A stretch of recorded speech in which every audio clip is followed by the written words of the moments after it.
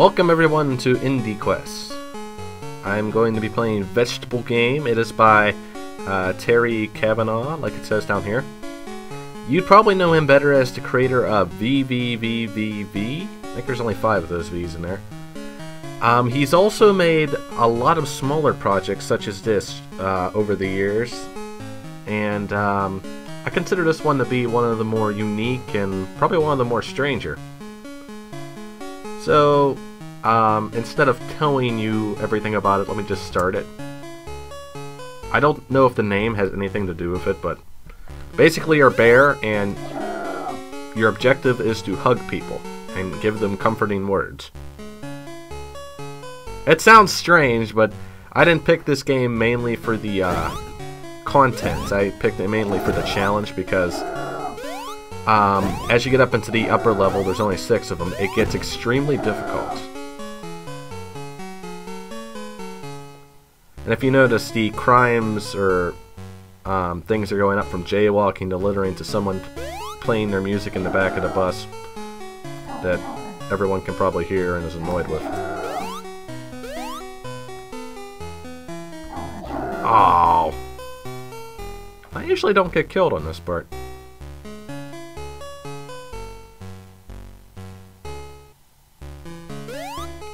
Anyways, I do love the mechanics of it. They are very solid. There's no glitches, as you can see.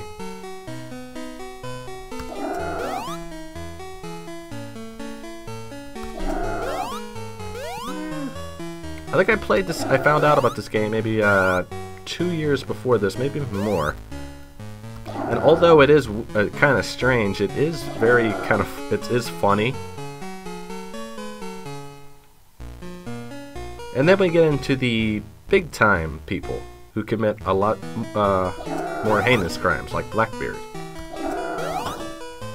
Oh wait, excuse me for saying 6 levels, there are 8. And if you lose all 3 lives, you have to start all over. Blackbeard isn't that tough, surprisingly.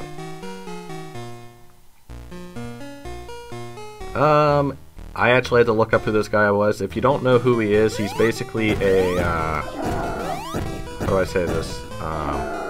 What is it? A serial killer and rapist, basically? Or sexual assaulter. I was actually having more trouble on him than I was on the final boss. I finally figured out his pattern. He never shoots behind him. One more hug. I like how they all just look at him like, oh, what are you doing? I didn't look up who this guy is, but I'm guessing he's not an extremely nice guy since he's on here. And I don't know what he's doing there. It just looks like he's bending over. And he like suddenly turns into a dolphin.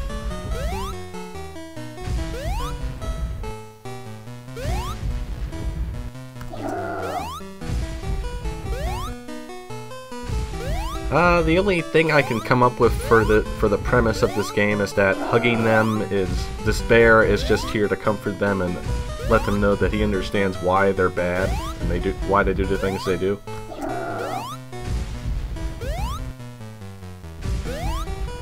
Perhaps the bear is supposed to represent like a teddy bear, like something all kids hug when they don't know what to do or are afraid. Then we get to Joseph Stalin.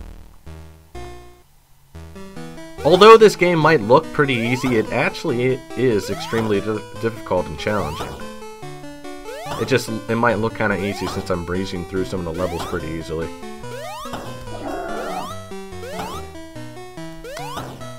Yeah, I think it only takes 2 hits from this guy to actually kill you, and it takes about 7 from you to actually get him to, or to make him stop.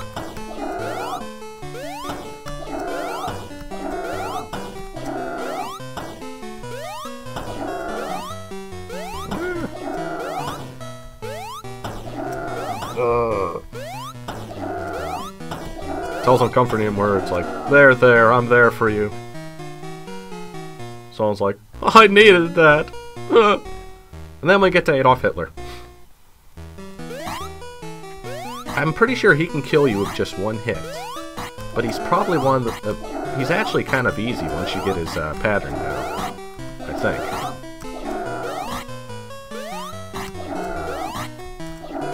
Whoa.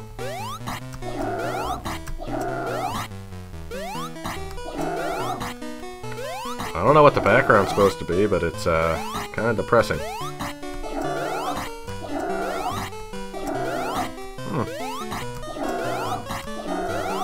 He's very good. He was very good at dodging.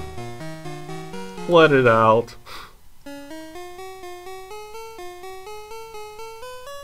Well, in a way, you can say that if you play this game, then you've defeated all the major villains from our history. I don't really have a very good explanation for this, but I consider it a very challenging game and a very interesting game among his entire collection. He has a lot of cool games, such as Don't Look Back, the airplane game, which is kind of a joke since there's only one button, The Best Years of Our Lives. I can sit here and name off like a bunch of his games, but I suggest checking them out. You can find a link to his blog and game site in the description below, and I'd encourage you to try this out for yourself to see just how difficult it is. Alright, well, thanks for watching. Like, comment, subscribe, and see ya.